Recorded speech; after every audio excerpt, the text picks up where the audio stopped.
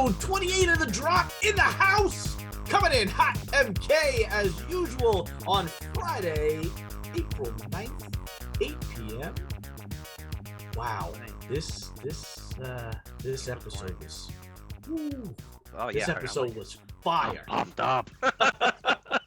This was, before we get to the episode, I mean, I am still on a buzz right now from talking to our guests. Yeah, me too. Whoa, man. Talk about dropping nuggets of lot information. Of nuggets, lot of nuggets. This is a 20-piece. McDonald's 20-piece. This is a 20-piece, yeah. Easily, hands down. Before we get to the episode, though, man, I'm reeling today from the death of one of my 90s rap idols, Earl Simmons, aka DMX. Earl Simmons. One of my favorite rappers of the 90s, coming through school, has passed away. Was in a coma from, unfortunately, an OD experience. Horrible stuff. But man, I own every DMX CD, and I immediately thought of our friend Say Adams, and how he designed every one of DMX, his album covers. But an outpouring of condolences today all over social media. So many coming from everybody, like all different aspects of he life really, too. I was just gonna say, I didn't realize how he crossed like so many boundaries with his music. But he really did. Like people that you would never think like would mention him in their stories or their posts did. Yeah, absolutely. Big influence in my hip hop music listening in high school. Was a huge fan of his. So 50 years old. Our condolences go out to the Simmons family for that. It is springtime, my friends. It is. I do have to thank you for your amazing recommendation for that garden auger. It's called the awesome auger, first of all. It is an awesome auger for sure. Yeah. If you don't know what an auger is, it is a giant drill bit extension piece that you put on your drill, and it is used to pretty much do anything in your garden with. It's a giant drill, basically. It's made to like drill into the soil to plant, and that's great. But like I put in like fence posts with it, or just dug big holes for my swing set with it. Yeah, it's awesome. I use it this week. I am officially addicted. I was ripping up any and everything with this thing, and it cuts like butter. It's just boom. It goes through everything. It's fantastic. Powerful. I mean, obviously, the more powerful the drill, the better. But the awesome auger, it's named the awesome auger for a reason, right? They don't call it the crappy auger. No, it's definitely not the crappy auger. Well, speaking of crappy, though, the next thing that you got to get for that garden is the fish diarrhea. I know. I will certainly look into that. Yeah, Pennington. If you're a gardener, Pennington, Alaska, fish pellets, or the liquid, which I call fish diarrhea for your garden. That's the secret. I'm telling you. Well, I tell you, now that I watched Seaspiracy on Netflix, Michelle is completely off fish. So I don't even know if it's a good idea to bring that. Oh, that's true. I didn't even think about that. Because I may get a tongue lashing for using fish pellets in my garden. I'm gonna have to sneak that in. I don't know. That's a good thing. I don't know how that. I saw that same documentary. I'm not sure where do they get the fish diarrhea from is the question. Obviously, it's coming from fish, but is it harvested for that reason, or is it a byproduct? It's a byproduct. It's definitely which is not that bad. At least they're reusing, parts that would normally be discarded. Yes, I agree with that. As long as they're sustainably, it did not change my personal opinion on eating fish. Yeah. Because, and this is my philosophy. The industry as a whole that they were spotlighting is for like major corporations that sell fish. Yeah. My local fishmonger, Two Cousins Fish, by the way, I'm going to plug them. Two Cousins Fish in Freeport, they have their own like 2-boat fleet, and they go out into the Sound, or they go out into the Atlantic, and they catch like a couple hundred fish. Well, that's because we're lucky. We're on the island, and fish is like basically like a mile away, not even, you know, and that's our fishery. And but like I'm not getting, like, I don't think at my local fishmonger I'm getting the gray salmon that's been dyed pink that they were showing in that documentary. Like I'm not getting farmed fish that are falling apart and diseased and all that stuff. I hope not. I don't think so. Yeah. Because you would think you would be getting sick. And I've never gotten sick from fish in 30 plus years from this place. I don't know about the fish pellets. I've said, but you gotta get it. I'm gonna sneak some fish pellets. You gotta get it for the right. Save me some fish pellets. Yeah. And we are experiencing an increase in the next couple of weeks, hopefully with some of our students coming back into the building. Lots of changes. I've noticed a couple people I haven't seen in, since September really come back this last week. But I know they have taken the new CDC guidelines in effect in our building. They have started to add more desks, a little bit more. The spacing is changing. It went from 6 feet to like sardine can overnight when we came back from break. I know. And I went into your room. I saw all the desks. I was like, oh, it's going to be. I'm hoping that September comes around and we are like rolling. We are back. Yeah. But it's gonna be a shock to be in a classroom with 26 kids, not for health reasons, but just for regular teacher reasons, to see like a classroom and to learn how to do your classroom management again when you have 26 kids in the class. I mean, classroom management this year. I mean, one of the good things is it's a breeze. I mean, it really is. There really is no classroom management. Well, it's 2 classrooms to manage. Right. That's what I was just going to say. The biggest challenge is that hybrid management. Yeah. But there's no behavior issues or things like that. No. Right. So, well, there's not enough of them to feed off of each other in person. Yeah. I think that's the biggest change. Yeah. Yes. Anything on your end there, my friends? No, but I do want to remind you. Your mom's birthday Yes, I did cover it. I know you did. Yeah, I did cover it in the actual episode, but I will say it again. Forget. Thank you. It is Friday, April 9th. Happy birthday to my mom, Jackie. Happy birthday, Mrs. Sena. I know that we did see my dad's name pop up on. He did, yeah. So I don't know if my mom was probably listening behind. I'm sure we didn't have the cameras on, so we didn't know who exactly was in the screen. But if she did indeed spend her birthday with us on the drop, that's pretty flattering. I feel pretty good about that. Yeah, exactly. So this episode, unbelievable, with Jared Mirabile from Orlando, Florida, illustrator, product designer, brander, hardworking guy. He is known in the industry by his moniker SWEYDA. If you get a chance, please check out his website, check out his Instagram. His work is outstanding.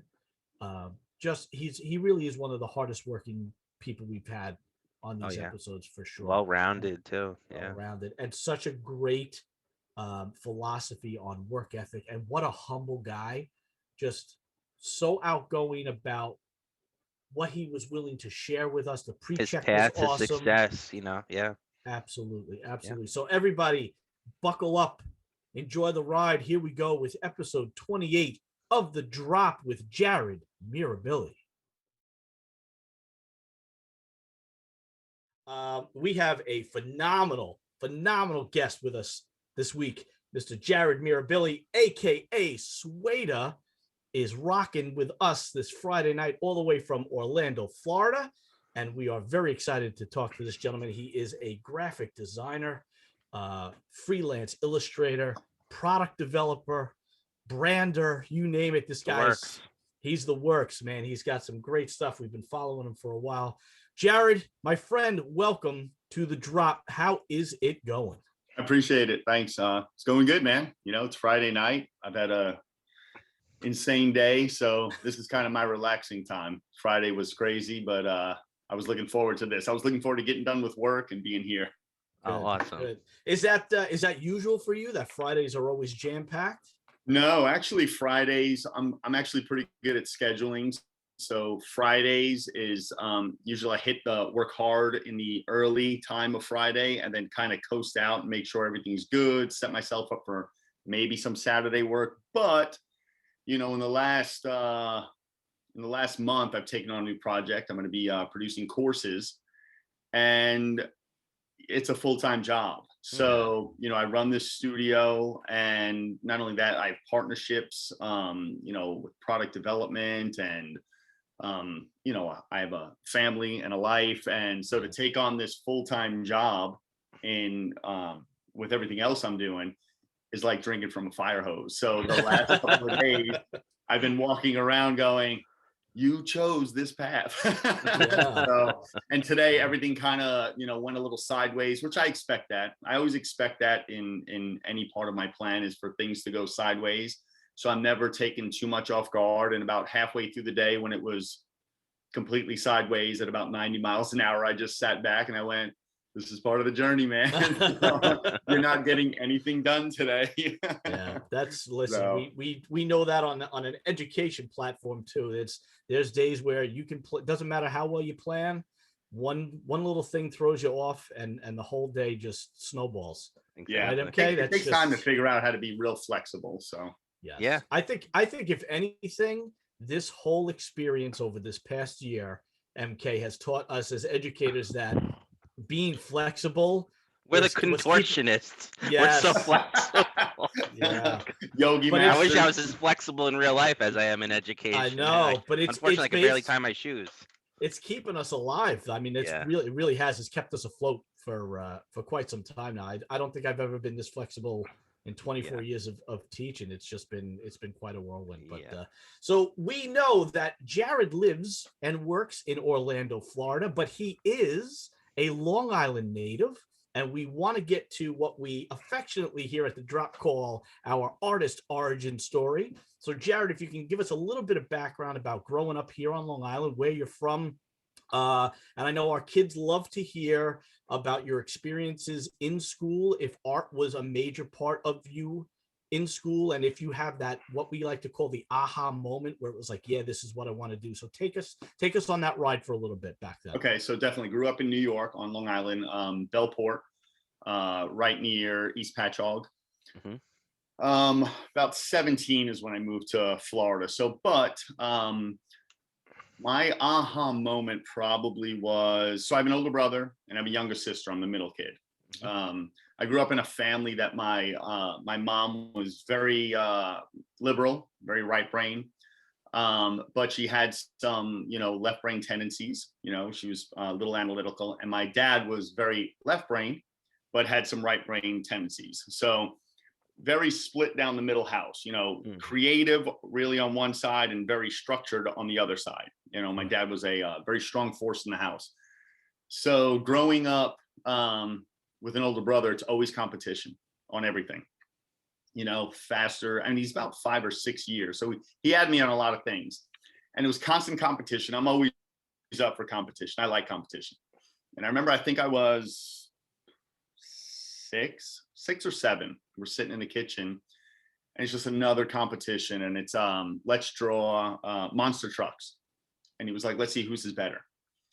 And I was like, okay. So we sat down at the table, and he drew his and I drew mine. And then he was like, okay, we're done. I think it was like, 30 minutes. And I remember as I picked my head up and I looked over, I realized, oh, I beat you. You're done. And then I think what settled in right after that immediately was this moment when I looked back at my drawing, and it was almost like a paradigm shift. I didn't realize that I had already had, and I don't want to call it a talent, because I think what I have isn't talent. I think what I have is hard work and determination, right? So I think if I would have been a scientist, I would have been a great scientist. I think if I would have been a writer, I would have been a great writer. And I think because the elements inside of me are highly focused and highly determined. So, in that competition, I was highly focused and highly determined. But when I looked back at the drawing, I started to see it in a different way. And I started to see, it was a paradigm shift. I started to see it structurally and like the creative. And from that moment on, for me, it was obsession. I mean, It was total obsession. I mean, from that moment on, it was drawing until, parents would put me to bed at, say, like 9 o'clock. I would wait for them to go to bed, get out of bed, and immediately turn the lights on and start drawing until 2 in the morning. I would immediately go through school and be doodling constantly in every class. You know, I was obsessed with it. And the reason I was obsessed with it, because for me, it was both the left brain and the right brain. For me, it was, you could dream up anything in your mind, and then to execute it, you had to discipline your hand and your eye and your technique. You had to do all these like left brain, like motor skills. And so it was this potent mixture for me of, oh, I can dream all these crazy things. And then I have to discipline myself, almost like a challenge, you know, like a competition again, and see if I can execute. And if I couldn't, what was wrong, and execute again and execute again. And that became my path. But when I was really lit on fire was going through high school. I think I was in 9th grade.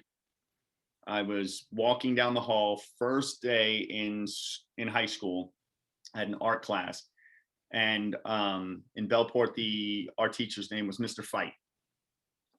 And up to that point, so we're 9th grade, up to that point, drawing is my life. I'm identified by drawing. I draw all the time. I'm drawing on everything. I'm drawing on walls. I'm drawing on paper. I'm drawing on skateboards. I'm drawing on jean jackets, everything. And I think I'm pretty good. And then I walk down the hallway and I go through this door, and what opens up is this art class. And I look to the left, and there's about 9 drawings on the wall, and it's all the seniors' drawings. And it's from last year. And I look up and I realize I'm this big. Yeah. I realize that the universe that I'm living in was really this big, but what really exists is a whole nother paradigm shift. And that teacher was another huge shift for me. His name was Mr. Fight. We would sit in that class and we were challenged in so many ways. You know, he would stick down an old wheel with all these sprockets, and then he'd put a plant in front of it. And he was like, I want you to look at it, but just draw the negative space. Yeah, we do that one. Yeah. And I would look at it, and also, you know, my mind was blown. Then he taught me about line quality, and then he talking about shading. Then he put down a piece of paper and he's like, just draw the light. Not, you know, and then he would teach me there's no such thing as a line. It's 2 shades meeting each other. So I go through this class, you know, I walk in this class and I see this, you know, this art that I'm on, my jaw's on the floor. And then I have this teacher who sees my potential and then is doing nothing but crushing me with new concepts constantly. And I was addicted. I would go to school. Yeah, I would go to school, and I'm pretty sure I had D's and C's through 9th grade, because all I was waiting to was either to get to art, or after I left art, I was dreaming about the class I just had and wanting to go home and execute in some of that fashion. So that was kind of my New York, you know, and there's little other blips on the radar when I was introduced to graffiti that blew my mind, how letters were just contorted and so creative. And so I had a lot of these aha moments, you know, in New York. And then we moved to Florida. And I think Florida was 18. Yeah, I just become 10th grade. And then that's when I moved into another school and met a graphics teacher. And there was a whole nother shift after that. So wow. Yeah, that's a great story. Yeah, that really is. I mean, it's great to hear that you still admire what that teacher did for you, because a lot of times, especially as freshmen, you come in and if you get challenged, you get turned off immediately. Like we deal with kids who they just want to be fed and told what to do and not think about it. Just tell me what to do. Just tell me what to do. Just tell me what to do. And when we try and like when you bring up a concept like negative space or drawing just the light, some kids will just completely shut down, but there are other kids like the Jared Mirabiles who are like, oh my God, like I never thought to think like this, and now it just changes every and they're hooked. And they're hooked. Yeah. And not only that, everybody I met from that point on, you know, I still to this day, even with the company, the studio that I have, even with the clients that I've worked with, I'm still humbled enough that I sit in the posture of a student, knowing that I've mastered some things, but what keeps me progressing is going in, walking in through that doorway and looking up and being, I'm constantly, if there's any social platform I'm addicted to, and by addicted, I mean like maybe 2 or 3 hours a day, it's Instagram. And it's because of the art. And I can't tell you how much art I've saved. It's that, whoa, look at that technique, or look execution, or look at that idea. I'm constantly sitting, and then as soon as I save it, and then I'm looking at it like, how did they execute that? What tools did they use? I'm the student again. I want to challenge myself. I want to practice. I want to push that out. So it's just it's just like you and your brother. It's the same thing. It's feeding you. It's keeping you going. It's motivating you. It's giving you that inspiration. Jared, let me ask you, how much do you think is intrinsically motivated and how much of it is extrinsically motivated? Yeah, so environment, or is it my DNA? Was it the environment that I grew up in with my brother, and that competitive, or is it nature? They say, is it nature or is it nurture? How are you nurtured, or is it in your nature? And I got to believe that it's not my nature. I got to believe that it was the environments that I was stuck in. Because like I said earlier, if I was stuck on a different trajectory, and say I was going to be a writer, or I was going to be a scientist or an astronaut, I think because of the situation that I was in with the mom I had and the dad I had, my dad, very strict, very analytical, my mom, very liberated. So there's these fighting, dichotomies and ideas. And then I have a brother, and it's competition, and, you either fight or you flee. And I was never going to flee. I'm a fighter. So that environment was a pressure cooker for learning and, excelling and pushing and challenging and ideas and concepts. And it sticks with me to this day. I constantly put myself in an environment where I am going to be forced to learn, doing these courses. Listen, I'm plenty busy. I could work 16, 18-hour days with the amount of work. Every year I turn down enough work to keep, I could probably grow my studio by another 2 designers by the amount of work I just push away. Wow. Yeah. And I took on another full-time job, and I put myself in a position. I had to learn camera. I had to learn lighting. I had to learn mic. I had to learn this program, ClickFunnels. I have to learn how to launch a course. I have to learn how to write the course. I'm taking on a full-time job, and it's because in my business and in my person, I have to be constantly challenged, or I'm not going to go to the next level. And it's so funny. A lot of younger designers or artists will run from the challenge.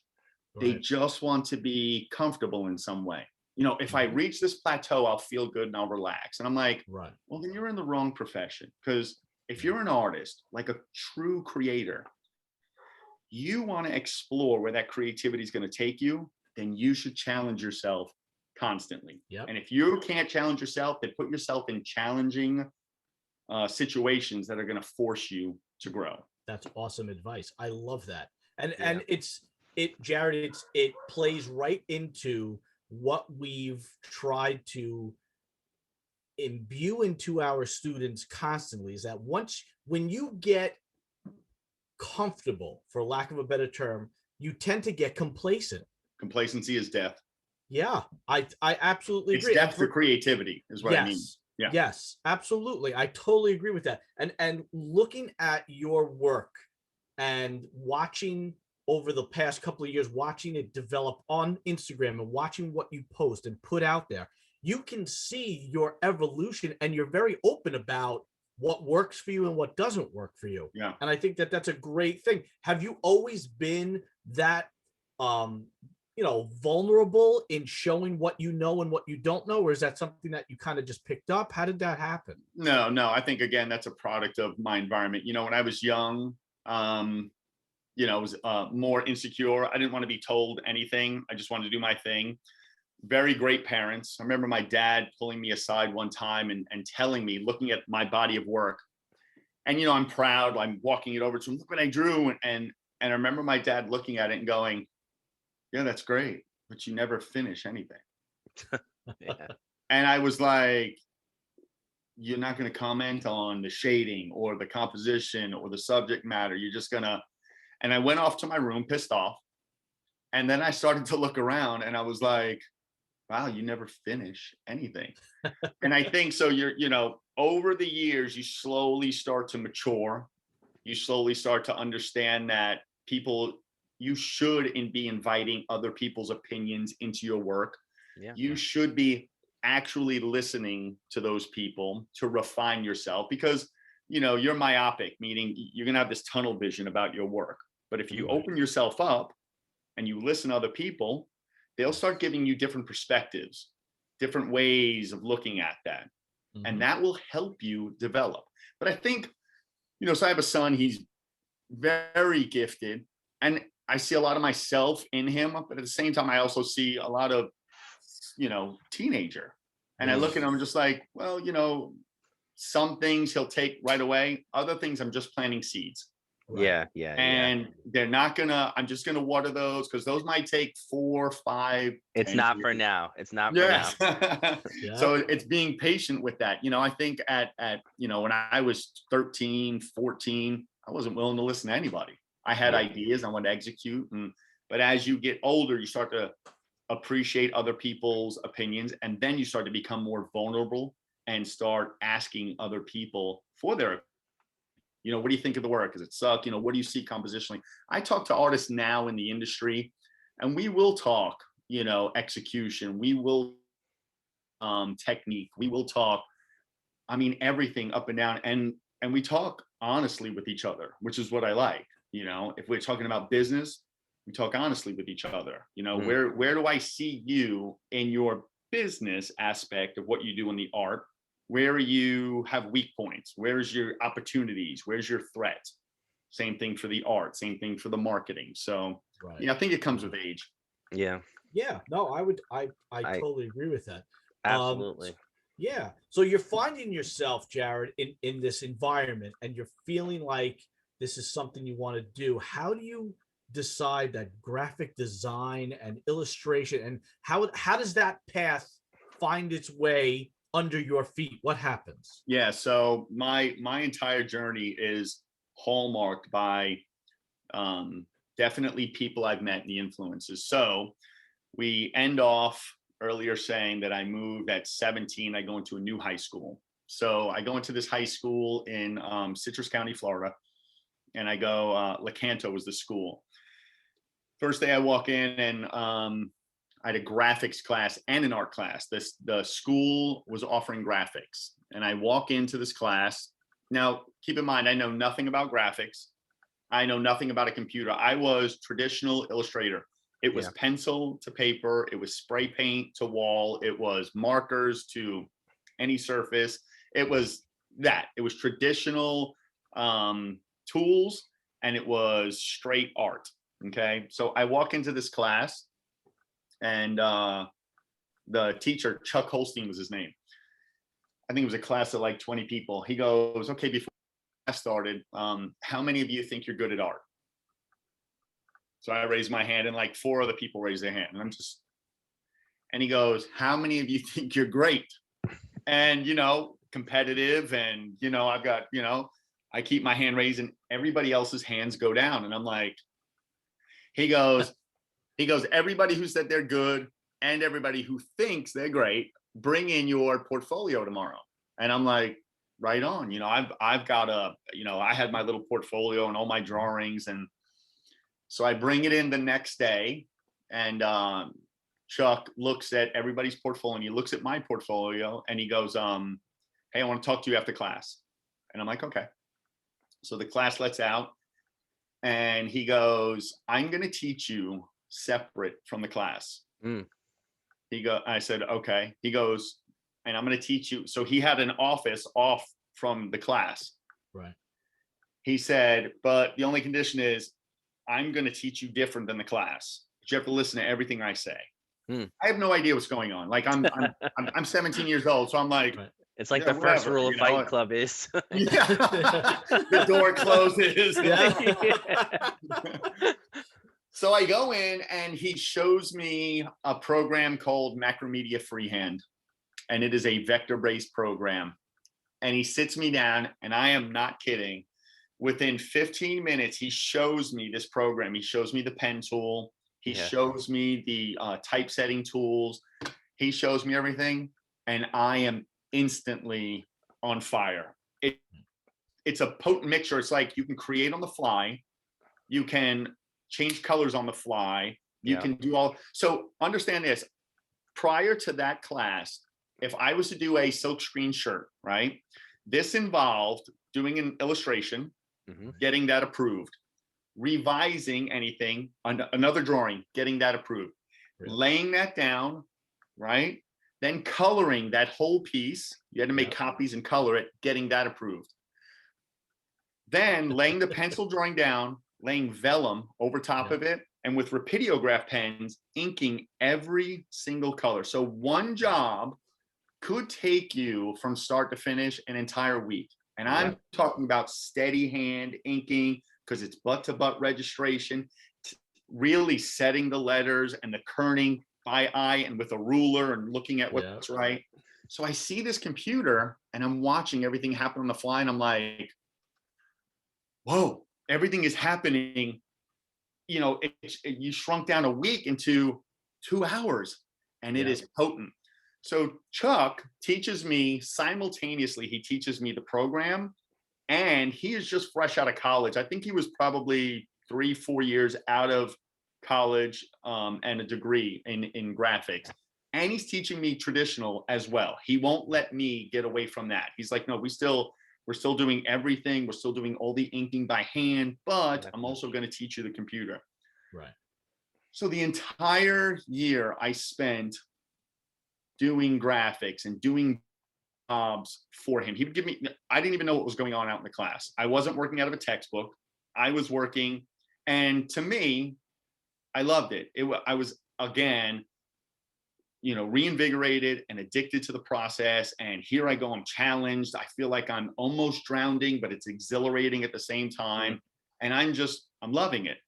We get to the end of the year, you know, he gives me an A. At the end of the year, he goes, what are you doing this summer? And I was like, I don't know. He's like, you have a job? And I'm like, not one lined up. He's like, I'm opening up a silkscreen shop. Do you want to work there for the summer? That's awesome. So basically it was hands-on training. He was training me, but at the same time, to me, it was like a win-win situation. You know, I was like, okay, I'm getting one-on-one training from what I would consider at the time an expert in the field. Yeah. And then he's offering me a position in his company. Yeah. And I thought, you're like, I'm golden. Yeah, this is, let's go. Yeah. So that was another awesome so, you know, I had Mr. Fight, which was the drawing teacher. I had Chuck, who was the graphics teacher.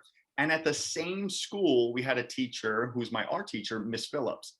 And she was all art. Another phenomenal teacher. So I think I've been blessed in 2 ways. I've had these in front of me, and I've been blessed enough to recognize, to surrender like my questioning, to surrender myself to the experience. Yeah. You know? I see a lot of people go into an experience and they resist it the whole way, and I'm just like, if you just surrender to the experience, it would be a lot, you'd benefit greatly rather than resist and you know, students fighting the teachers about it. We would sit in class and I had one guy sitting next to me who was just as driven as I was, but he would fight the teacher.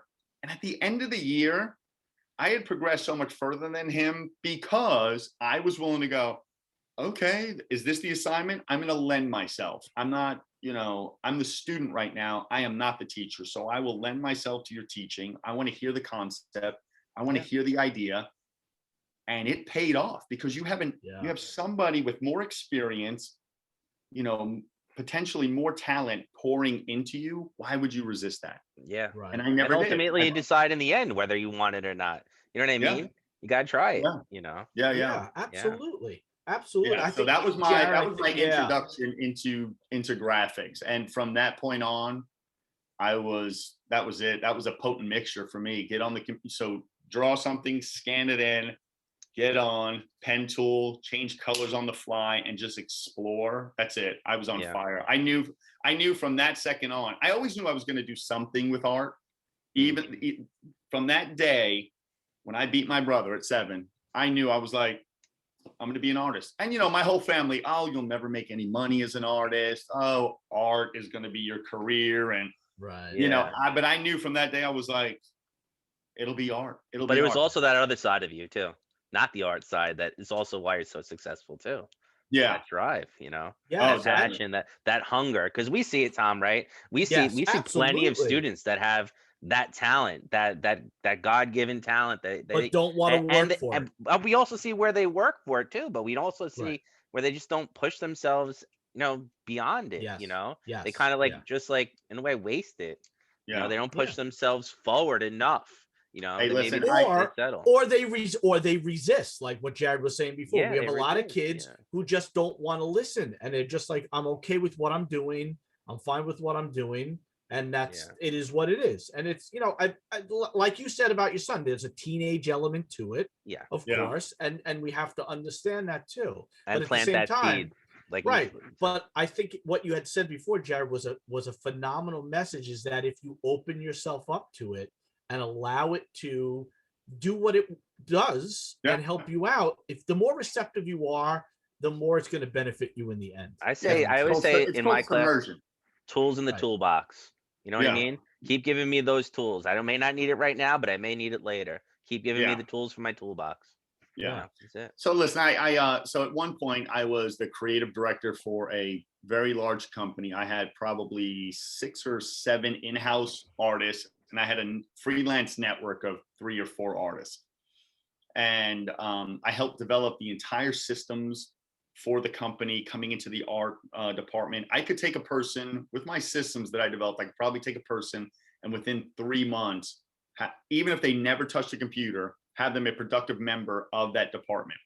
Now, of the 6, 7 artists, I quickly started realizing that some people, I don't think what I had was talent. I still don't think to this day I'm talented. I just think I'm seriously driven and highly disciplined and highly focused, and I think that will beat talent any day, but I saw guys come in who they would put pencil to paper and with the least amount of effort, create the most insane things, but have zero drive. Yeah. And then I would see other artists come in who lack certain fundamentals, but were so driven. And I love people like that. And I would pour equally into both of them. But the person who was very talented usually rides on that talent and doesn't want to push it. And the person who's hungry, and I watched these two, their trajectory. One, the guy who wasn't as talented but was driven, blew past the other guy and was in line. I was training him for my position. I was like, come on, let's go. You're going to be the creative director, or you're going to be the art director. That helps me move up to creative director. Right. And the guy with all the talent constantly just stayed in the same position because of drive, because of discipline. And it was another note in my head. I was like, if I'm going to succeed here, or if I go out, as long as I stay focused and work hard at my craft, harder than the next guy, I will get further than most of these people. Going off and doing SWEYDA, I looked out at the landscape. I did heavy research first to see where my potential entry points were. And when I looked out in the freelance world and, through SEO, search engine, and wanted to see what was my point of entry, how could I overcome the barriers and start working for some of these companies, illustration was not it. I was a weak illustrator, but I saw a hole in custom lettering. I went out and looked on custom lettering, and I was like, there's really no custom lettering in Google, like the index search. And I knew these large companies like say Nike, Nike, or let's say Harley, let's say Harley Davidson, they're putting together a style guide probably right now for 2022.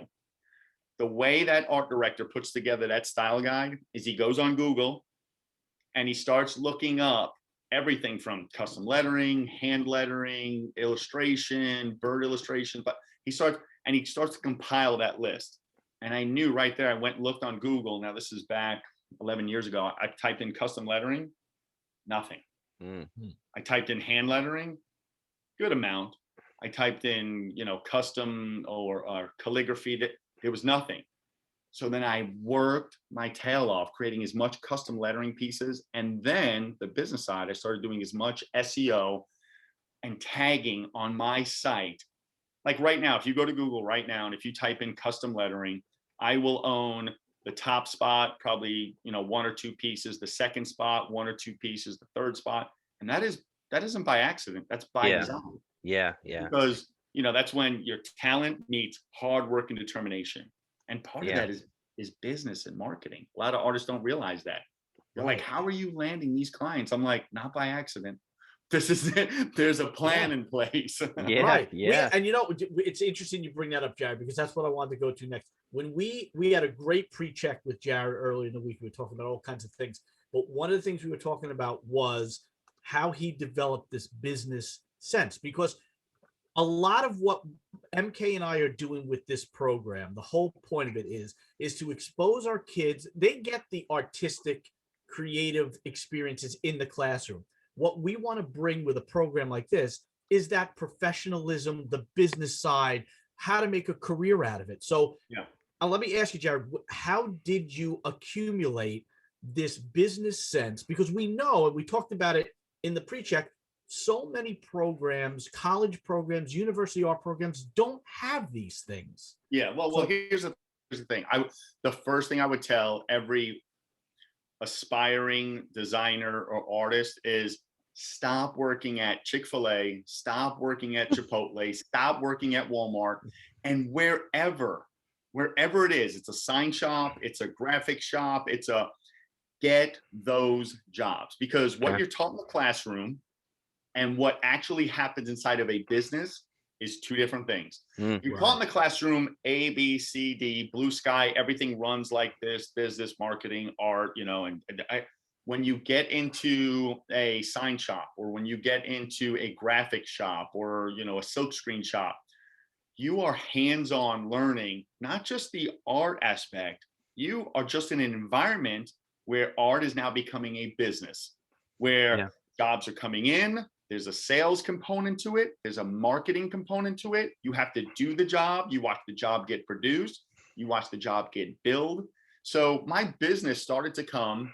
So again, in the storyline, it was Mr. Fight, right? Then there was Mrs. Phillips, and there was Chuck Holstein.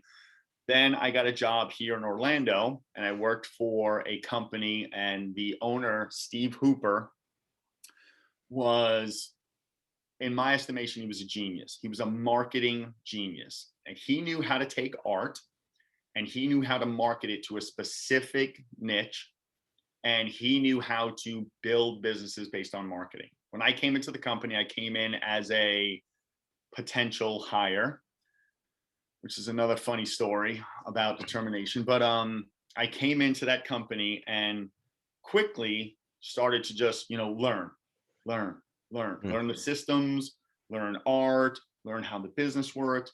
And then I started to realize pretty quickly in the company was about $600,000-$700,000 in sales annually. I started to realize and we weren't many people, right? So we had a production department, we had an art department, a sales department, and then we had Steve and Chris Hooper, who were brothers who owned the place. We'd have these meetings, and I was pulled into the meetings because, creative has to talk to sales, and you have these meetings, and I'm listening. And I quickly started to realize the genius that Steve was in all things marketing and all things business, and just in the way he thought. I was enamored by it, So I worked myself as fast as I could up through the company, because I knew if I got to art director, then I had one-on-one with him, because he's talking to the art director at the time. The art director is then talking to me. I wanted to talk to Steve. And when I got close to Steve, it was like, so I worked at the company 13 years. In that 13 years, I went from staff artist, I'm sorry, I have something in my eye, staff artist to junior designer to senior designer, to then a big jump to art director. Then from art director, the company's building. We're now 2-3 million in sales. Then we hire art department. Now I have to train an art director, an art coordinator. Now I'm moving into creative director. That's a completely different role. You're looking at the branding and the company and the website and the brochures, and you're managing people now and the aesthetic of the company. And then all of a sudden, me and Steve are like this now. And Steve looks at me one day, our marketing director left. She was great. She was phenomenal. Her and I would butt heads constantly because, marketing has these ideas and creative has to execute. We'd be fighting all the time, but it was good friction, She ends up not quitting. She ends up leaving. And when she left, I thought, okay, Steve, go out and hire another marketing director. He sits me down in the office and he goes, that's your job now. And I go, I have zero experience. And he goes, well, then you better read some books. And I'm like, and in my brain, I'm kind of a little nervous, but at the same time, I'm like, well, I want the challenge. Yep. So I did. I went home. I started reading Seth Godin and Purple Cow and all these marketing books. And I started looking at, can I go to marketing seminars in Orlando? And I just flooded myself with all the marketing ideas. Think about this. I'm in a company. I'm being challenged by what's now is my friend and my, and the owner of the company. And he's paying me every day. Instead of going to college and paying a professor, I'm being paid to be the now marketing director. Right. Yeah. Yeah. And my wife tuned me into that. She goes, I want you to think about it like this. You're getting hands-on training from someone you consider a genius, and you're being paid very well to do it. Yeah. I was like, wow, I've never thought about it like that. So I go from marketing director, and then all of a sudden, he's like, well, you've done so good in art. You've done so good in marketing. Well, not so good. I mean, I did okay. He was like, now I want you over operations. That meant overseeing production, which is all the machines, automatic machines, and hiring and firing, and and then shipping department. And I was like, okay, I guess I'll do that too. But here's the thing. So I could have been resistant. And been like, well, that's not my job. And, I'm an artist and blah, blah, blah. And, and I've always been like this in my life. Like, a situation comes at me. I want to go through the situation. I don't want to I feel like the situation or circumstances come at you and so many people run, or they find a way to hold it off, or they find a way, and it bothers them. It becomes a source of anger, it becomes a source of aggravation. And I've always had this idea like, well, what would happen if you just went through it? So I do. I go through the marketing and all the training, and then I go through the operations, and then I go through shipping, and I go through all these things. And after 13 years, me and Steve, to this day, I haven't been to that company in 12 years. To this day, we still talk. We're still really good friends. But one day I woke up, I put my feet on the floor. I think I was working about 14-hour days, heavy work, 60, 70 hours a week. And I let out an exhale, and my wife goes, what's wrong? And I said, I'm done. I feel done. And I wasn't like exhausted. I just felt like the chapter, I could feel it closing. Yeah. I went in that morning and I told Steve, I said, I'm done. And he was like, okay, what does that mean? I was like, I have no idea. And he goes, okay. He goes, how long? And I said, I don't know. How long do you need? He goes, will you give me 3 months or 3 to 4 months? He said. And I was like, yeah, sure. And he was like, are you 100% positive? And I was like, yeah, I'm 100%. The next day I come in, he pulls me in the room. He goes, 100%? I was like, yeah, I'm 100%. So that went on for like 4 or 5 days. And then at the week's end, he pulls me in. He goes, well, you're 100%. And I know that. And I'm excited for your next journey. And this is how good friends we are. I mean, I'm his right-hand man. I'm leaving his company and he's excited for me. He goes, I'm selling the company. I was like, he was like, will you help me transition the company? And I did. He sold it and I helped transition. I think I stayed on, 5 or 6 months instead of 3. But here's the thing. I went through that situation. When I started SWEYDA, the learning curve that I would have had to endure had I not had all of that training, potentially could have crushed my entire business. Yeah. And I wouldn't be in the position I'm in now. I'm in the position now for the simple fact that I spent 13 years learning how to be a junior designer, a senior designer, art director, a creative director, a marketing director, an operations director, sales director. You know, I learned all that stuff. When I came into my business and something would hit me from the marketing side, I had the tools. When something hit me from the sales side, I had the tools. When something hit me from the, you know, operational side, like even the operations that I have now and the systems I have in my business, those are what keep the business running, and I'm able to weather all types of storms. When that chapter closed, did you know that SWEYDA was the next chapter that you were opening? No, I knew that I needed to do my own thing. And I was never worried about what that was. I just knew it was time. Even when I walked to my wife, you know, so when I had the conversation with my wife, I said, yeah, I'm going to do my own thing. And she was like, okay. And I was like, well, I ran the numbers because I had a great job. You know, I had an excellent job that paid me a fair amount of money, and I had insurance and 401k and all this stuff. And so I go to my wife, no, I don't think you understand. Like, I ran the numbers. She was like, whatever you want to do, I'm going to back you. I said half. And she goes, half what? Half the pay. Half the pay. I don't even know if I'm going to be able to meet the bills. Yeah. And she looked at me and she goes, I trust whatever you're going to do. So if this is what you want to do, I know you're going to give it your all. Because she knows me. She knows my personality. She knows I'm going to. It's like you said in the beginning. It's like, you know, if it wasn't art, it would be anything that you do, you'd be successul at. Yeah. So it's that mindset. Yeah, and it was half. It was a little less than half. So, but you know what's funny? It never bothered me. So I was always about quality, not quantity. And I was always about, like, you know, it didn't have to be speed. It didn't have to be money. I just knew, you know, head down, work on that quality, work on those systems, work on developing relationships, work on that. Keep your head down. Don't be impatient. I don't have to land the big clients. That's not what, you know, that's not what defines my art. That's not who defines me in this online world. Just keep doing what you want to do. So going out on my own was just like this idea of like, okay, I'm on my own. I should put up a website. I should probably reach out to some people.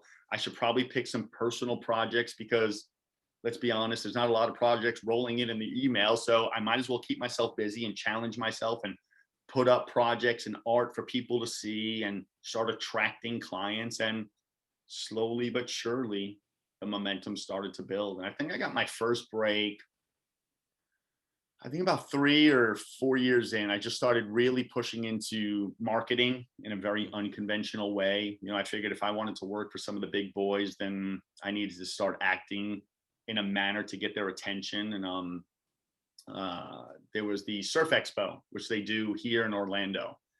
They do it once a year, and guess who's there? Billabong and Neff and all these companies are there. So I found somebody I knew, and I was like, can you get me in? And they're like, yeah, you know, what are you coming for though? And I was like, well, I've got an idea. So what I did is I picked 4 companies. I picked Billabong, Quicksilver, and Liquid Force was the other company.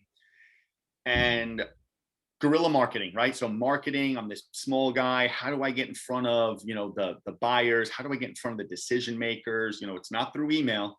You know, that's not, you know, it's not by posting on Behance and all these, you know, it's a sea of a million other designers. You're never going to get heard there. I had to stand out. Right. So I spent, I think, 3 weeks designing for Billabong, doing all these custom pieces in my free time. All these pieces. I treated it like they really hired me. Did all these pieces for Quicksilver, did all these pieces for Hurley, and did all these pieces for Liquid Force. Then I went online and I did a custom book, a one-off book for each one of them. You know how you can go to those sites where you can upload all these pages? Yes. Yeah. So I made a book, and the first page was, you know, hi, my name's Jared Mirabile. I own SWEYDA. This book was made specifically for you, Billabong, in hopes that, blah, blah, blah, all these things. And the very next page was work, like if you actually hired me. So it was like 5 pages of actual type treatments and mock-ups. And then the last 5 pages was the body of my other work. Mm-hmm. So I had one for Hurley, I had one for Quicksilver, I had one for Liquid Force, and I had one for Billabong. And boy, I went into the Surf Expo just nervous and scared, but I thought, there's no other way. I have to penetrate somehow. Right. So I went into Billabong, and I went into Hurley, and that was an immediate no. They wouldn't even let me get in the booth. Are you a buyer? No, I've got this book, and it looks like this little kid, and they're like, yeah, get out. So I was like, okay, we're 0 for 4 right now. So, 1 down. So then I think I go to Quicksilver, pretty similar. Like I get in, I hand the book off, and I'm talking like, I want to get this in decision maker. I want to work for you guys, blah, blah. And they're just looking at me like, yeah, okay, give me the book. I leave the booth and I'm thinking to myself, it's probably in the trash by now. Like it's probably in the trash by now. Yeah. And I put the book in this silver bubble wrap, and I put stickers in, just so cool presentation. It gets handed off somebody's like, ooh. I go into Billabong. The sales guy I talked to actually listens to me, and he goes, well, yeah, I know the buyer who's so and so, I forget the name. He's like, I'm actually meeting with him tonight. I'll put it in his hands. And I'm like, this is an opportunity. Like we're I'm 0 for 1, 0 for 2. Now I'm potentially going to get this third one. So I leave there a little jacked, like, yeah. I go into Liquid Force. I am well received in there. They open it up. They're looking at the art. They're like, oh my goodness, you did this. The buyer, the decision maker is there. He's like, contact me, gives me my email. I go home from Surf Expo, and within like 3 days after the show, he hits me up, and I'm being commissioned to do, like 12 to 15 pieces. Wow. And I'm like, oh my God, it worked. Like That's it awesome. Actually worked. So then that became part of my marketing strategy, was like, how do I get a one-on-one audience with the decision makers? So then I just put my brain into effect. And then my marketing strategy after that was like, how do I find out who's the art director for, I don't know, Nike? And guess what? LinkedIn became my, I was just going to say. I could find every art director, every buyer, everybody. And I was like, oh, and if you find them, you can find the address. Well, now get a great one-off marketing piece and put it in something that is intense. So when it sits on their desk, I be a creative director, I'd get mail all the time. And most of it was white or manila envelopes. And I was just like, But if you get a silver bubble wrapper on your thing and it sticks out and it's about this thick, and you open it up and out spills stickers and, confetti or whatever, you now have a one-to-one captive audience. Right. And it's funny. That's how I started building SWEYDA. I started thinking of all these alternative guerrilla marketing techniques to get in front of all of these potential decision makers, get into these clients. And as soon as I landed one, it became a little easier to land another one, because I would leverage. I started leveraging Liquid Force. Oh, well, look what I did for Liquid Force. That validates me. You should hire me too. And then I hit, I landed Harley. Oh, I worked for Liquid Force and for Harley Davidson. Now you should, and slowly that momentum starts to build. It's just like when I DM Jared Mirabile on Instagram with the list of the 25 previous artists that we had on the drop. I know. We need to get you on here. It's so funny the way you say what you have done, Jared, because MK, the first thing I'm thinking of is Portfolio Day and the catalogs. I know. I was thinking the same thing. And how intensive over the years we've been taking kids for the past, at least I have, for the past 24 years, to National Portfolio Day here in New York, where we bring our seniors to meet with admissions college reps and talk about programs. And every year we go, the catalogs have gotten so sophisticated and really far out there with, like you said, they give you extras. Like, go ahead, Mike, say it. We always say, don't judge a book by its cover, but I can't help it. I always judge a book by its cover. But it's amazing. Like there's things that pop out now, and then there's like we have this thing where MK and one of our other colleagues, Jen, they walk around and they collect everybody's pens and the buttons and all the extra gadgets and gizmos that come with it. It's just it does work. It goes a long way. Attention. It's not only does it work, and you don't have to put a lot of money. Sometimes it just has to be innovative enough that it stands out. It doesn't have to be a lot of money. It doesn't even have to be a lot of time sometimes. Yeah. It just has to be that thing that stands out from the noise. I've always been like that. If I hear the noise or if I see the crowd going like this, the first thing I always do is go, why everybody's moving in that direction. I don't want to move in that direction. When I started SWEYDA, everybody's like, oh, you have to get all of your stuff on Behance. I was like, it'll never happen. I will never put my stuff there. You're talking about, I don't know, 10,000, 50,000 other artists. Who's going to find me there? Yeah. You know?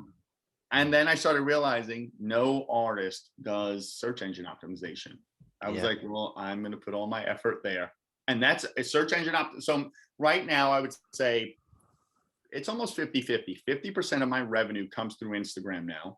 Wow. And 50% of my revenue, meaning new clients, are just coming through my website. Because the website is so strong, it's indexed so well, all the images, the entire site. So I capture a lot of people through Google search, and Instagram. I mean, those are the two areas. And then I listen to all these other artists. They're like, oh, we hired marketing. We hired this. I'm like, to be honest, it's never been easier to get in front of large brands than it is now. If it was like this when I first came in, I mean, Instagram, if I went in here right now, I can direct message Nike. Right, I mean, I can direct, and I'm not saying it's going to be seen, but I mean, there's points of entry everywhere now. When I was building my brand, you had to search high and low.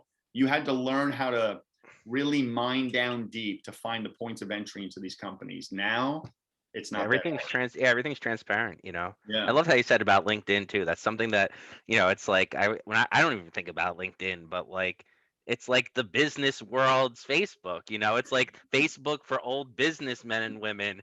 And like my dad always says, my dad is like a big business person in like Estee Lauder, and he's like he's always talking about his LinkedIn followers. I'm like, whatever about LinkedIn, but you're right. It puts everybody out there.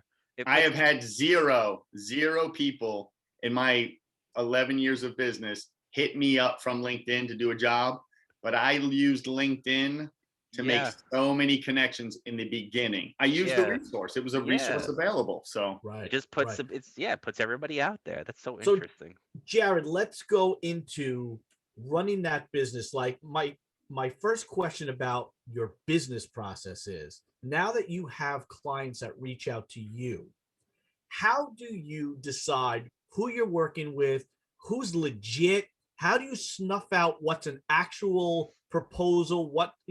How do you figure out what avenue you're going to take and who you want to work with? Yeah. Okay. So I probably through Instagram and email get 2 to 4 proposals a day, wanting to work with me. And to be honest, the majority of my income is not large corporations. Large corporations are great. I finished up a contract with one larger brand. It was close to $80,000 in revenue. But the majority of my revenue comes from the smaller brands. And I like those brands. They're more, so I would say this, like a large brand is very rigid. They want you to play within these spaces. So your creativity has to hit these boundaries because, they don't want any brand degradation. They want you to stay on brand.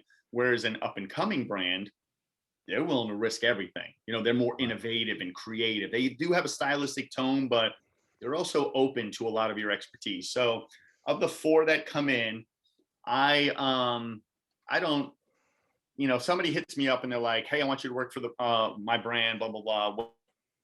I never start like that. My process goes like this. I immediately send you a consult sheet. You have to fill that consult sheet out. And this is almost how strict I am. I tell people in my consult sheet, if you can't fill this out, you will not get a response from me. Because what that has taught me over the years is when people start leaving out information or they don't have enough time to even read through, this is potentially more than likely going to be a problem client. Through the process, through payment, they're going to be an issue. So I send out that consult sheet, and 9 times out of 10, I gotta be honest, they fill it out really great. And if they don't come at me with a style guide, I force clients to go do that. I force them to get engaged in the process of their brand. You just don't come to me and hire me and I'm just gonna make awesome stuff for your brand and it's gonna sell great. No, I'm gonna challenge you to know the philosophy behind your brand. What does it really stand for? What does it really mean? What are your tones? What are you projecting? What are you shooting for? What are all your products? So it usually starts out very easy. What's your project type? What are we looking at? Are we looking at merchandise development, like apparel graphics? Are we looking at custom lettering? Are we looking at logos? Are we looking at or other? Then references. Go build you can go to my site, you can go to my Instagram, you can pull references. I prefer it's a mixture of my stuff and styles from out in the world. Don't just rely on my stuff. You don't want to get toned to that. And then timelines. If they fill all, and then budget. And here's a clue. If you want to find out what you're worth, start asking first them what their budget is.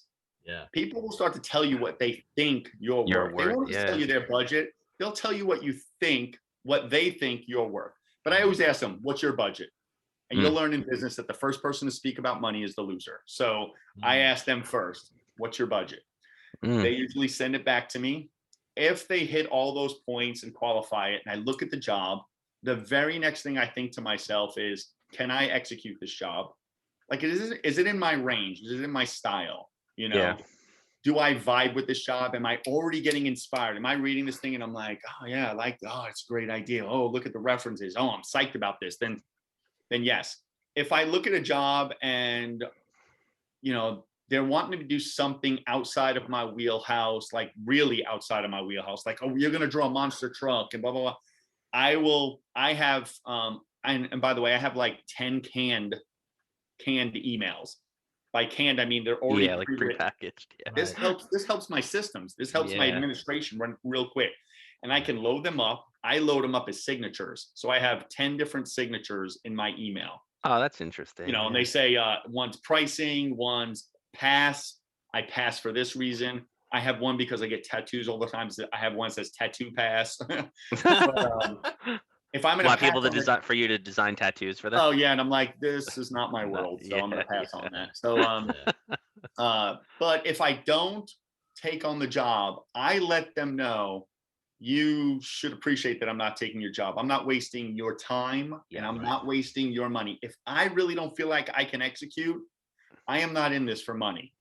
I always figured that if I stayed on my craft, the money would follow, and it has. If I was just going for the money, my craft would die. So I stay on the craft, and if I turn them down, I tell them, I'm not wasting your money. If I take you on, I am treating you like you're my brand. That's how much I'm going to focus on it. That's how much I'm going to give to it. It's your names together. It's 2 companies, really. Yes. Yeah. When I collaborate now with companies, it's like I'm representing you and you're taking me on at the same time. Like, this is you and I relationship together. If it doesn't help you, it doesn't help them. Yeah. So larger brands, it becomes very symbiotic. Absolutely. Absolutely. Yeah. You are basically an extension of that company. So for instance, the helmet company, Rurock, when they came to me, I was so stoked about that. And I knew, by the way, they hit me up through email. Another one comes through the email, right? I treat everything like a potential opportunity, but I always present myself very well.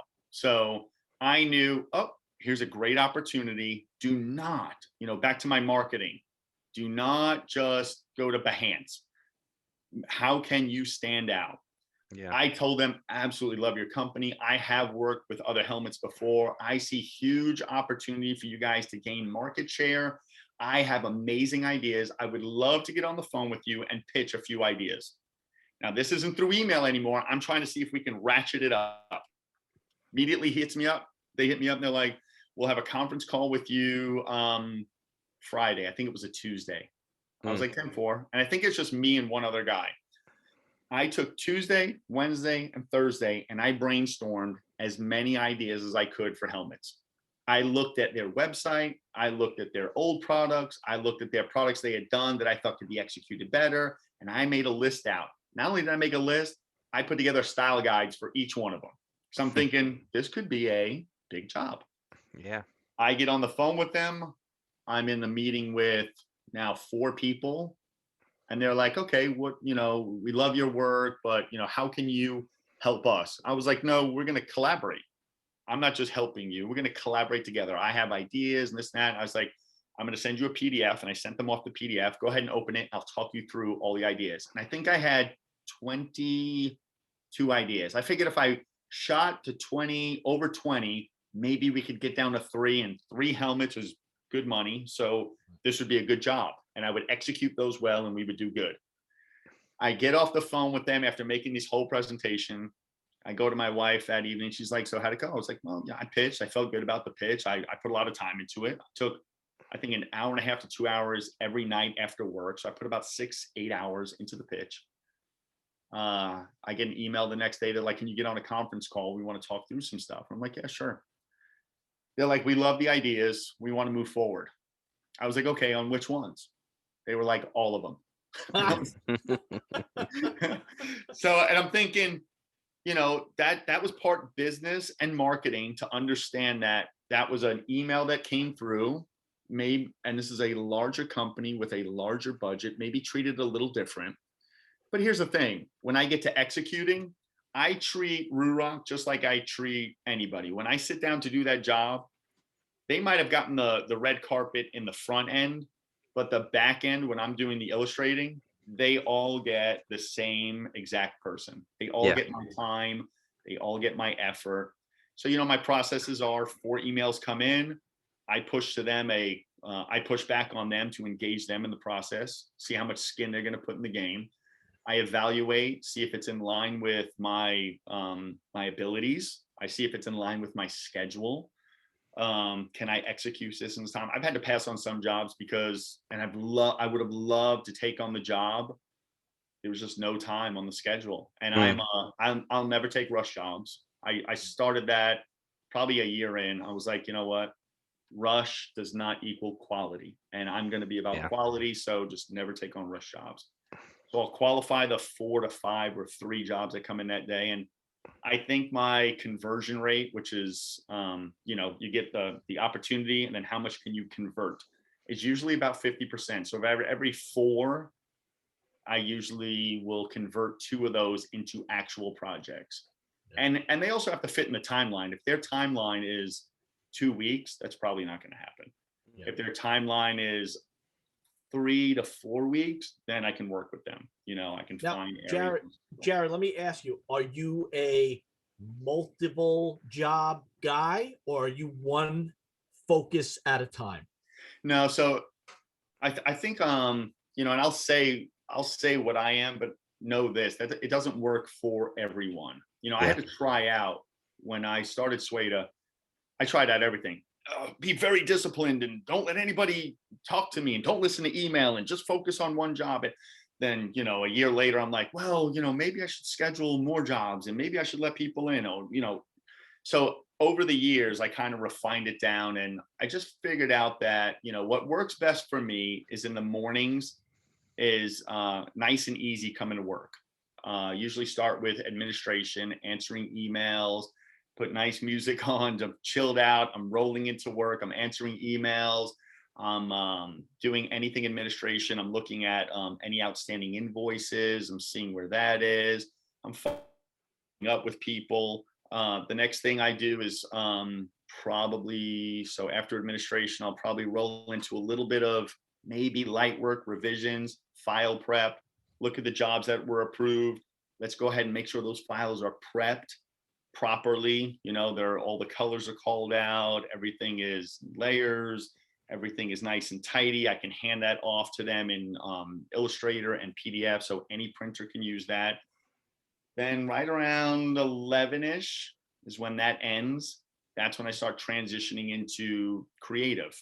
So, and understand this, I built all the processes. Like my business runs like a well-oiled machine, and I had to think, and I know a lot of artists are gonna be like, oh, I don't want to hear about processes. Listen, I built all these streamlined processes to work my business as well as possible and as fast as possible so I could get to playtime. That was my whole idea. Like, if you build immaculate systems and they run as smooth as possible, that will cut down your administration time, your business time, get you quicker to the creative time, the playtime. Yeah. Right. So around 11-ish, 12-ish is when I start transitioning into projects. I sometimes will do multiple projects. I like working on projects, especially in illustration. So now this is an older illustration, but an illustration like this, now this is probably a couple of years old, but, and the reason I have it out is because I'm still playing with it. But when I was doing that illustration, I made sure that I worked on that probably over 4 or 5 days, you know, maybe an hour to 2 hours every day, because I'm never going to rush the creative process. I did this because meaning SWEYDA, because I absolutely love the creative process. There is nothing more therapeutic. There is nothing more satisfying. There's nothing more challenging than that moment where you're in that space and you're creating and it's fluid and the ideas are going and you're creating something and you're enamored by even what you're creating and you're exhilarated by it. So I want to keep that high going and that journey going as much as possible. So I will work on multiple projects. So from 11 to say 4, 5, I am working on potentially 2 to 3 projects, keeping it fluid. Some of those are design projects, you know, it's going to be strictly in the computer. You know, if I'm building a brand and they're very specific on it being very digital looking, that's going to be in the computer. And then there's other brands I'm working on where it's illustration. So it'll be 2 to 3 projects a day that I'm touching, and I'll touch those until completion. And then as one's winding down, I'm moving the other one in, and they're all scheduled. You know, I schedule in the time to work on the projects. I schedule in revision time. I make sure I'm very keen on their deadline. I'm always hitting their deadlines. And then probably the end of the day is kind of like, you know, okay, let me fool around on some personal project stuff. Let me pull out an illustration that I've already completed and I still want to take it a little further. You don't know how many times my wife has come into the studio and she'll look at a drawing. She's like, didn't that get approved? That's gone, right? I'm like, yeah. She's like, what are you doing? I'm like, I had an idea and I'm working through it. And she's like, paid, it's gone. I'm like, yeah, it's not about that. It's about I finished the job. And now, I mean, there's some jobs that, like, you know, it's completely black and white. I just did a job that was a skull with a aviator glasses on. The guy told me straight up, he's like, I want killer black line work, all that shading that you put in it. Black and white, I'm good to go. I was like, okay, 10-4. So I did the whole pencil sketch. He loved it. I vectored the whole thing. And in the middle of vectoring this thing, I felt like it was different. And I started boiling these ideas. I completed the vector and I put so much extra into it, like, because I was getting thrilled about the design. I sent it to him. He's like, it's approved. I'm like, great. He's, you know, I invoice him the second 50%. By the way, I invoice, you want to get on my schedule? I say, we're good. I invoice you for 50%. That puts you live on my schedule. I don't even put you live on my schedule until 50% hits my studio. Right. Once that 50% hits, I do the project, and then the other 50% you send me after approval. I don't send files until that clears. Yeah. So anyway, he sends me the invoice. I mean, I send him the invoice, he pays for it. Day later, it clears. I prep all the files, I send it to him. 2 days later, it's still boiling in the back of my head. I'm like, it's not done. It's not done. So I open the file up and I start putting colors in this thing. This thing goes. No, I'm so enthused about the colors, and I think I put another 3 to 4 hours, maybe longer, in coloring. And I'm posting this thing on Instagram because this is what it's about for me. Like, it's about pushing and innovating. And the client hits me up 2 days later. He's like, I want to buy the colors now. And I'm like, yeah, heck yeah. Like, look, I mean, you and I both know I was vibing on this, and it's great. And it was an opportunity to innovate and to push. And that's what it's always been about for me. Yeah. So the end of the day, I usually wrap up. I'm usually digging, 4:30, 5 o'clock. I'm usually digging through old files and going, how can I improve that? Or, oh, I really like that. Maybe I should pursue that idea a little further. Or, so it's kind of playtime. Yeah. And then the rest of the night and weekends is family time. I would say my first dedication is my family. And then this is the mistress, and my wife even said, I told my wife years ago, I said, there's one mistress you're always going to have to deal with. And it's this. And she was, oh, that's cute. That's funny the way you phrased it. And then you sneak out to the basement and you're working on your illustrator. And I think it was actually a week ago. My wife was just like, that totally makes sense. She goes, you absolutely love this. And I'm like, yeah, like this is, it's challenging, and it challenges me every day. Every day I finish a drawing. And then the next day I'm like, it can be better. I just got that high from doing that.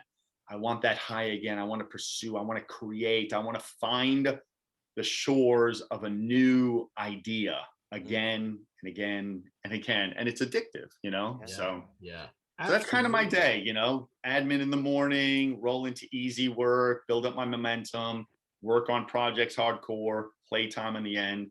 And then sometimes if a job cancels, I immediately fill that with projects, product development of my own now, because that's my playtime. That's my time to explore and try new ideas and push the boundaries. So when I look at your Instagram, Jared, I do see like it up at top where we have like the highlight stories. It strikes me as these four, what I would call the four pillars of what you do. And it's illustration, branding, typography, and product design. Of those four, is there one that you are more passionate about than the other ones? Where do you see yourself leaning more towards the types of jobs that you take within those four pillars? Yeah, so it doesn't determine the jobs I take, but I will say I am definitely drawn to illustration. I mean, I started out as a traditional illustrator, pencil to paper. I used to draw very realistic illustrations. I loved details, obsessed by detail. How sharp. I used to have these pencils, and I used to have this pencil sharpener. I would sharpen that damn pencil every 10 seconds, as detailed as I could get. So I would definitely lean in illustration. But I'll tell you, a close second is typography, is lettering. Yeah. I'm a letterhead, everything from graffiti to calligraphy to building fonts. There's something about taking the actual alphabet and contorting or changing or re-representing what is hardwired in our mainframe. I mean, it's hardwired in everything you see, in how we communicate in life. We have this standard hardwired idea of letters, and then to be able to reinterpret that over and over and over, almost to the point of illegibility, that's graffiti. Like, how creative can you get? It's a constant challenge to constantly bend those letters. But I would say illustration first, and definitely lettering. So it's awesome. Interesting, Jared, to hear you say that, because hearing you speak this entire episode about wanting to push it and push the envelope and go back in and redesign, that whole conversation you just had about the beauty of typography and being able to reestablish what's already been established fits perfectly into that philosophy. MK, would you agree? MK teaches graphic design in our high school. So this is the most active questioning I've ever seen from Mike, because he's just, I know I'm eating it up. Yeah, I'm eating it up. He's enamored with the whole process, and I don't blame him, because I'm hooked. We could talk to this guy for a week. Oh, forget it. And get so much out of it. but it's incredible the passion that you bring to your craft. And I think that's the underlying theme this whole episode, is that you absolutely, unquestionably love what you do. Vision, passion, quality, power. Those are the 4 hallmarks. That's why it's underneath my brand all the time. I mean, I had to really dig down and decide and find out what is my brand. It's about this vision I have. It's about the quality. It's about the power, and it's about the passion. I live in that space constantly and purposely. You know, there's a lot of things that'll compete for that space, you know, hard times, trouble. I mean, but I constantly stay focused on that vision, passion, quality, power, and everything that I'm trying to do. And I force myself back into those positions constantly. Well, Jared, it absolutely comes across in everything that we see you doing, everything that you produce, every piece of work that you create. It's got those 4 things all over it.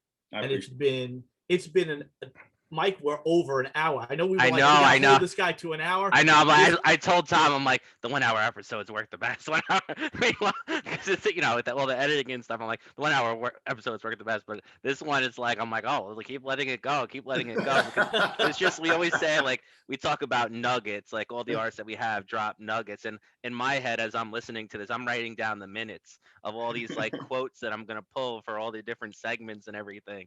And there's so many nuggets on my list right now, so many little timestamps. And it has been such an experience getting to know you. You have been so open with us, and you are such a humble guy. I'm not going to say you're talented. I don't want to piss you off, but I gotta tell you, everything that I see coming off of your social media feed, I like. Even this morning, I know we were DMing each other. I was asking you about the patches that you have coming out. I just want to grab one of everything and get on that site and get a hold of everything this guy's got. Everything he produces is just unbelievable. I appreciate it. Thank you. I appreciate it.